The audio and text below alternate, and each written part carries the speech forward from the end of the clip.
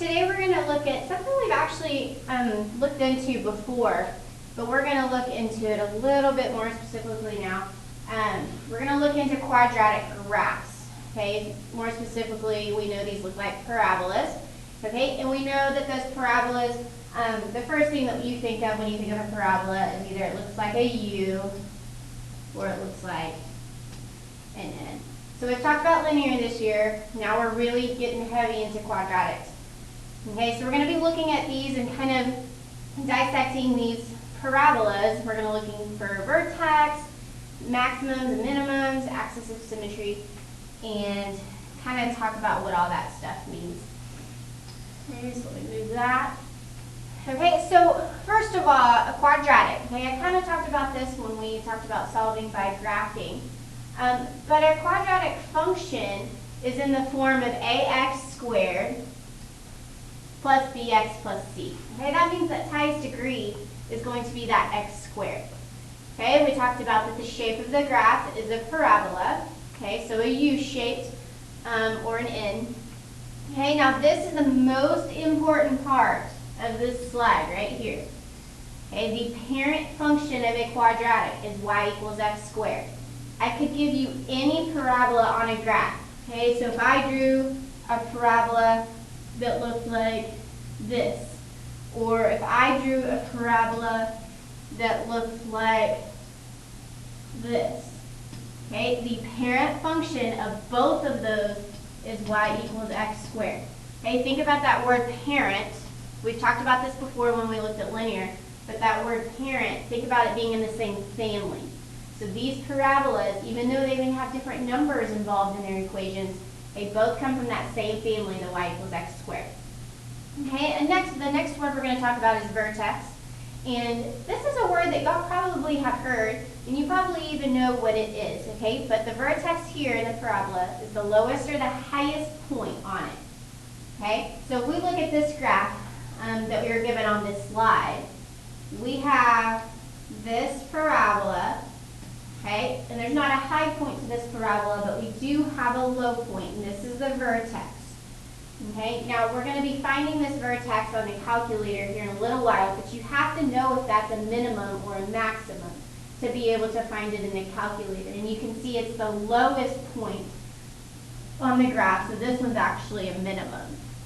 Okay, the axis of symmetry. Okay, most of you should know what that word symmetry means. Okay, that basically means to cut it in half. It's going to divide it into two symmetric parts. Okay, and this is going to be a vertical line. Okay, so if we look at this graph here, my axis of symmetry to cut this parabola in half would be that green line. Okay, now since it is a line, that means the way that we name it is with an equation. Okay, so if I'm looking at this axis of symmetry here, I know it's a vertical line. If we think back to Hoy Bucks, okay, a vertical line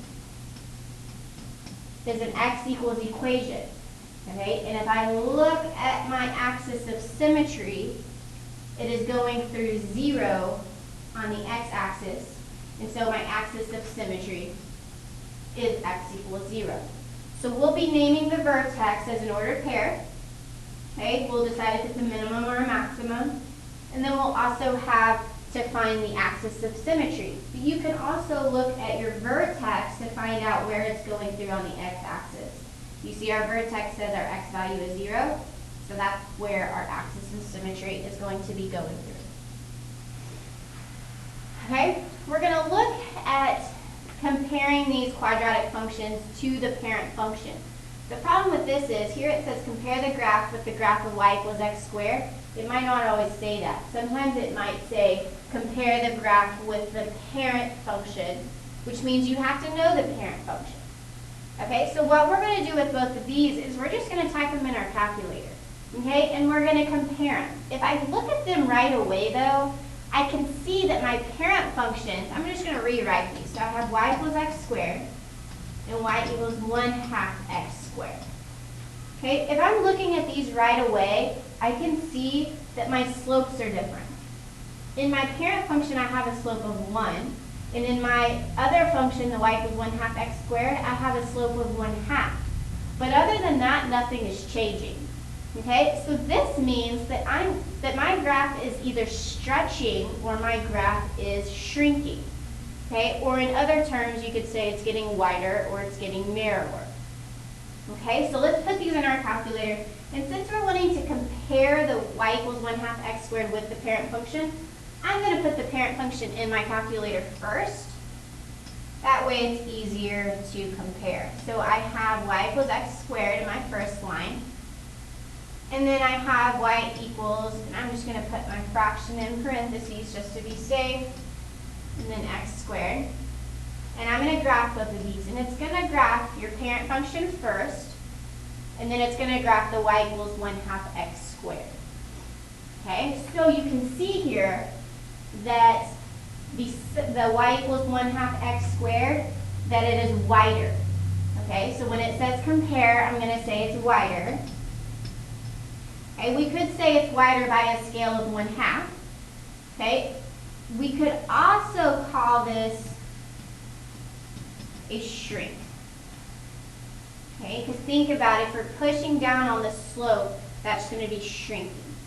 Okay, so what do you notice when a is less than 1? That it's going to be wider. Sometimes it's hard to tell in the calculator. That's why you have to know. If your slope is getting smaller, that means that your parabola is getting wider. All right, let's look at this next one. Compare the graph of y equals 5x squared to the parent function. Okay, so we're going to compare that. So here's an instance where it says compare it to the parent function, which means you have to know the parent function is y equals x squared. Okay, and again, you can see that our slope here with our parent function is 1, and then our new slope is 5. So our slope is getting bigger now. So you can probably guess what's going to happen, but I'm going to still type these in. So my y equals x squared is already in there, but I'm going to type in my 5x squared.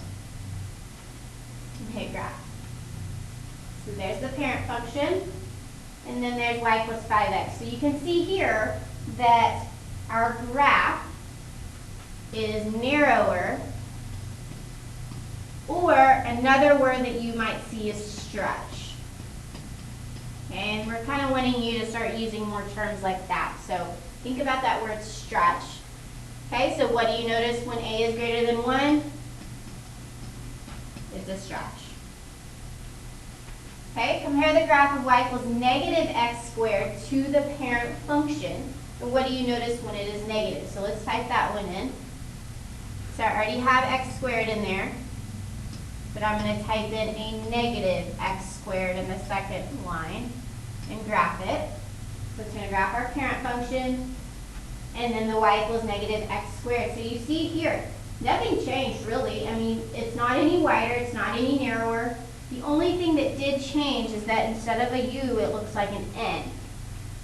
Okay, so here we're going to say that this graph was reflected. Okay, and more specifically, it's reflected across the y-axis. That'll be more important later on down the road, but just for right now, you need to know that it is reflected. Okay, so what do you know when notice when a is negative? Okay, that it is reflected. Do you want to draw a little picture so you have a picture here? Okay, on your graph, your parabola is now going to be opening down. Okay, let's look at this next one. Graph y equals x squared minus 2, compare the graph with y equals x squared. Okay, so here, if we compare this just on paper to y equals x squared, I want to look and see what's changing here. My slope is actually the same. It's still just 1, but my y-intercept is changing. Okay, so we're just going to do one of these and then we'll fill in the rest. Okay, but if I have, let me just double check here. I have y equals x squared, and then y equals x squared minus 2, and I graph that. So there's y equals x squared, and here's y equals x squared minus 2. So it almost looks like the y equals x squared minus 2 is wider. Okay, which is why you have to know if the slope doesn't change, it's not getting wider or narrower. It's kind of an illusion. It looks that way because it was shifted down. Okay, but it hasn't gotten wider or narrower because the slope didn't change. So what do you notice when C is negative? That it was shifted down. Okay, and in this case, if we wanted to get more specific, we could say that this graph of y equals x squared minus 2 shifted down 2. So if we look at the second question, compare the graph of y equals x squared plus 6 to the parent function. So I need to compare this to y equals x squared. Okay, if we were to put this in the calculator, you see our slope is not changing, so it's not getting wider or narrower, but it is shifting up 6 units. What do you notice when C is positive? That it shifts up. Okay, so let's just look at these little practice problems, and we want to tell whether the graph shifts up or down, and if it's narrower, wider, it opens up or down. Okay, so first of all, let's see if it's shifting up or down when we compare it to the parent function. This plus sign is telling me that it's shifting up. So that's the first thing, shifting up. Okay, I also need to tell if it's wider or narrower. Now, I do not even want to look at that negative sign yet. All I want to look at is that number in front of x squared, which is 3. So my slope went from 1 in the parent function to 3, which means that this is getting narrower. Okay, remember, we could also call that a stretch. Okay, and then is it opening up or down? So you could also say that it is reflected, or you could say that it's opening down. And we know that because of the negative in the front. Okay, this next problem. So here, if I look at, we'll look at the y-intercept first. So since it's a minus 6, it's shifting down. Okay, our slope is 1/4. It was 1 in the parent function, and it went to 1/4. Okay, so it's getting smaller, which means it's wider. Or remember, we can call that a shrink. Okay, and since it's a positive 1/4, that means it's opening up. We could see those things from the calculator, but it's still good to be able to look and know what the answers to those questions are instead of having to put them in. Okay, this is just a summary, just explaining everything that we just talked about.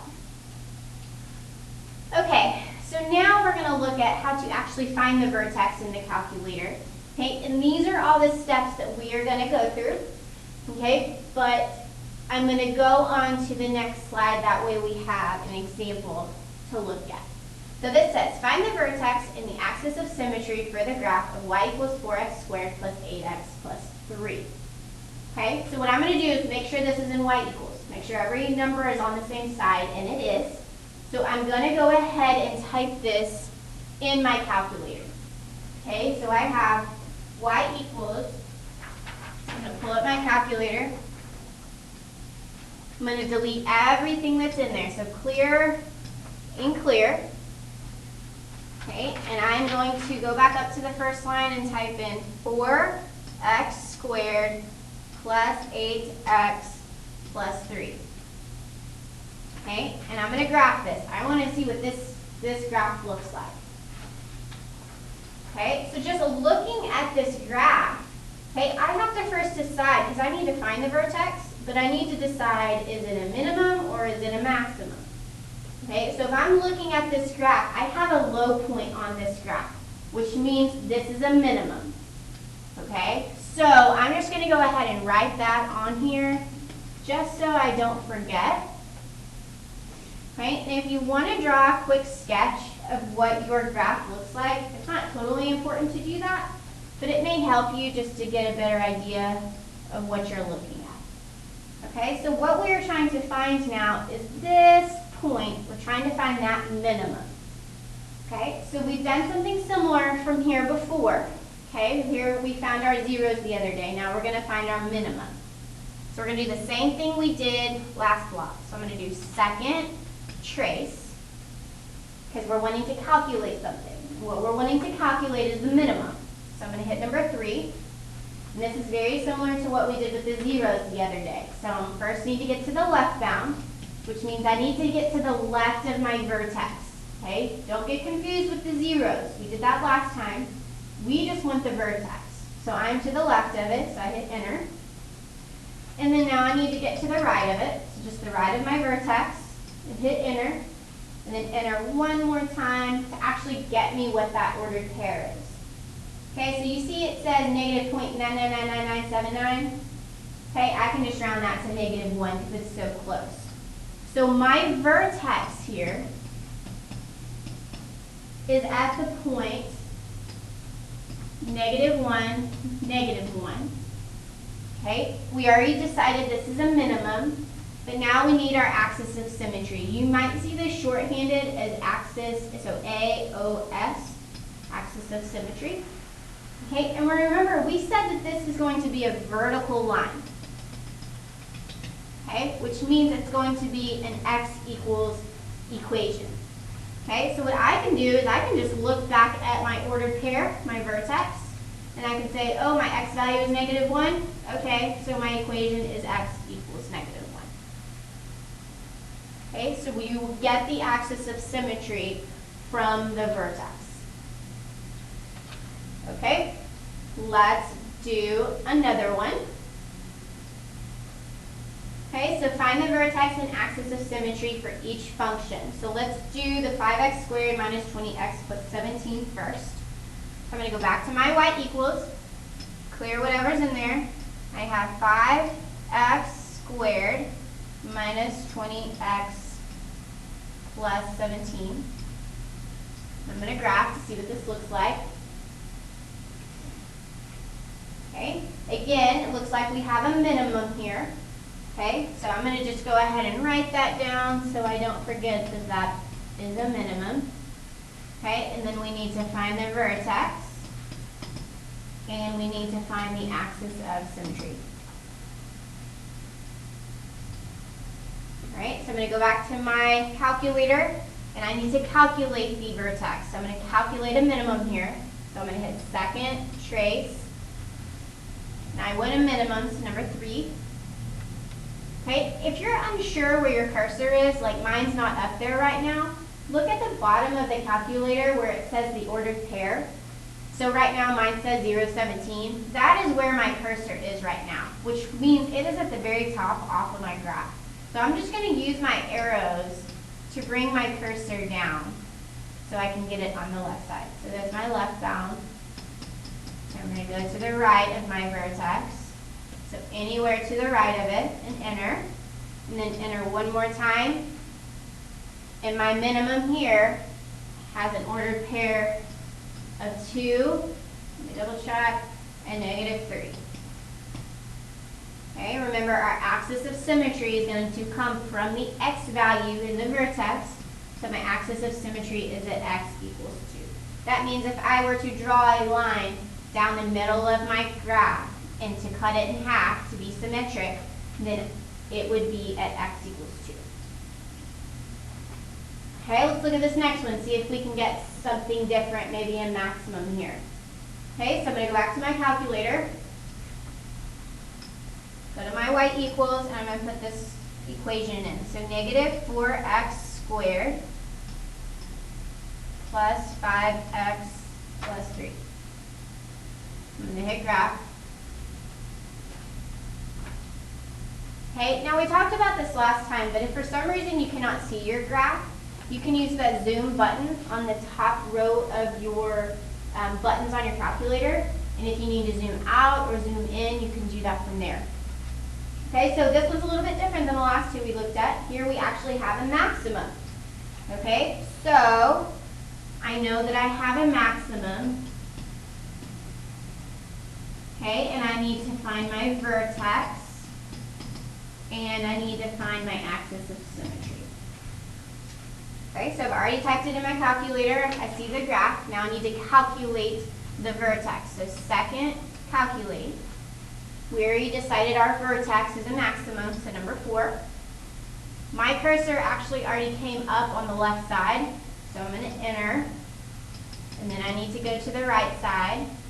Anywhere on the right side will do, and enter. And then enter one more time. Okay, and my maximum is at 0.625 and 4.56. Okay, those are not very nice numbers. Let me double check that I typed it in right. Okay, I did. So we ended up just getting not nice numbers. So number 4, I have to do it again because I lost it. Enter. Enter. All right, so we have our vertex, which is going to be 0.625, comma, 4.56. I will just round it there, 4.56.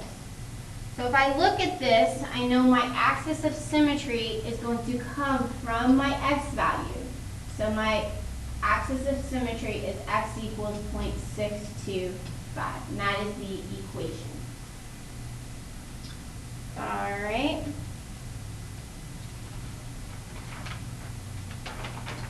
Okay, and we are actually, I believe, going to stop there. Let me look through this one more time. Axis of symmetry. Okay, we're going to actually, we're going to look at domain and range. Okay, now, domain, if we think back, domain is our x. Okay, and so we're going to get our domain from looking across our x-axis. Okay, so if I were to go across my x-axis, I'm going to see where my graph starts and where it stops. Well, this graph doesn't have arrows on it, but it should. So if I look at this first graph and I look at the x-axis, these arrows mean that it goes on forever. Okay, and if this goes on forever, it's going on forever and ever to negative infinity. And then it's going forever and ever to positive infinity, okay? Which means my domain here is all real numbers. Because it has every single x value under the sun. You can remember you could also use the sign that looks like that. So that's all real numbers. Okay, now my range is going to be a little bit different with every single graph. Okay, and remember with range, we're wanting to look at the y value.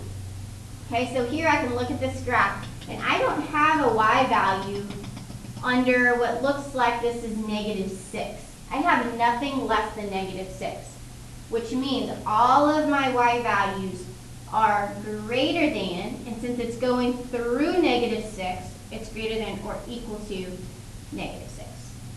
Okay, so everything on this graph is above that -6. Okay, let's look at this next one. All right, so our domain on all of these parabolas is actually going to be the same. Okay, so my domain is going on forever and ever both ways, so it's all real numbers. Okay, and the range,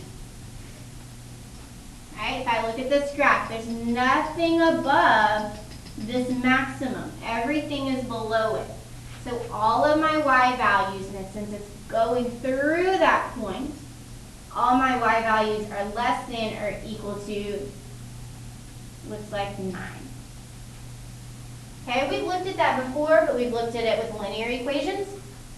So now we're just looking at it with parabolas. Okay, now we're going to look at a couple of these. Actually, we'll probably just look at one here to make sure that we know what we're doing, so we're not going to worry about number 2. Okay, so this says find the domain and range of each graph. Well, on the last problem we had a graph in front of us. Here we don't have that. So what we need to do is we need to put this in our calculator. Okay, so I'm going to put in y equals 5x squared minus 20x plus 17. I'm going to pull up my graph. Okay, So we can see here that we're going to have a minimum, but that's not what it's asking for. It's asking for the domain and range. Okay, but I already told you on the parabolas that all the domains are going to be the same. Okay, I already know that the domain is going to be all real numbers. Okay, the problem is I need to find the range, which means I need to know, okay, if I were just to draw a quick sketch of this graph.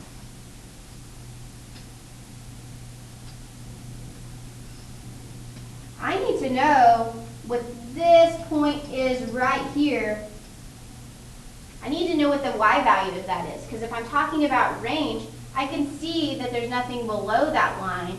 Everything is above it. Okay, so I need to find that green point right there. And we know how to do that now. Okay, this is a minimum, so I'm going to calculate that. Second calc, and I need a minimum, so number 3. Okay, I need to find my cursor. There it is, so I need it to the left and enter. And then I need to get it to the right and enter. And then enter one more time. Okay, and my minimum is at 2. So this point right here is at 2, -3. But remember, our range comes from our y value. Okay, so I don't have anything below that, which means my range is all the y's that are greater than or equal to -3. Okay, and that is pretty much it. You just need to know how to compare the graphs to the parent function. Okay, remember the parent function, that's the main thing you need to know from this. A lot of these problems you cannot know how to do unless you know that the parent function is y equals x squared. Do not forget this parent function.